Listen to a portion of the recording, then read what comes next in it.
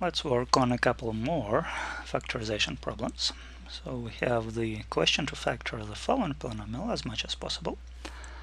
So we see that this is a polynomial of 4 terms, so it's probably a good idea to group the polynomial into pairs of terms. We're going to take the first two terms in one pair, and then the last two terms have a negative in front of them, so we're going to take that negative out right away.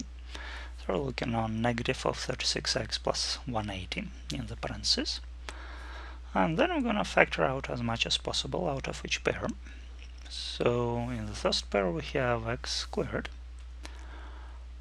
So we take that out, and there is x left of the first term, and there is plus 5 left of the second term. Then if you look on the second pair, there is actually 36 that could be factored out, because 180 divided by 36 is exactly 5.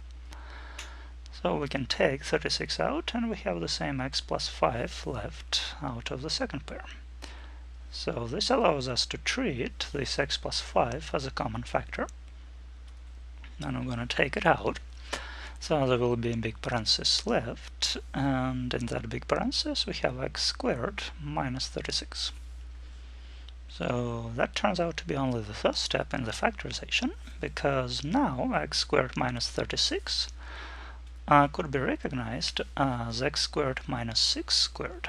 So that's a difference of squares, and we can split it further. We can factor it a bit more into x minus 6 times x plus 6. So the entire polynomial gets factored into x plus 5 times x minus 6 times x plus 6. That's the best factorization we can achieve in this case. Now on to this problem. So we have the question to factor this expression as much as possible. And what we would like to do, we'd like to factor out the common factor. And if you have a good look on it, you see that x minus 3 is present in both of the parts of the expression. So one part is here, and the other part is that one. So both of those terms have x minus 3 and x plus 2, the parentheses.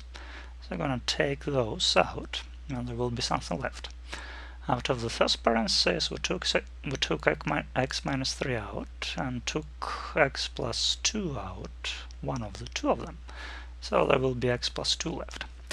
And the same with the second parenthesis, we took x plus 2 out, but we took only one of the two factors of x minus 3, so it will be x minus 3 left. And that negative sign, it is going in between those two terms. So that thing goes in between.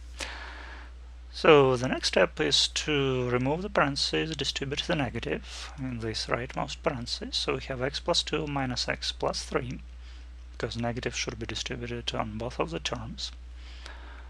And combining like terms, we see that x disappears, and we have 2 plus 3, which is 5. That's all that is left of this rightmost parenthesis. And we usually list the number up front, so the result is 5 times x minus 3 times x plus 2.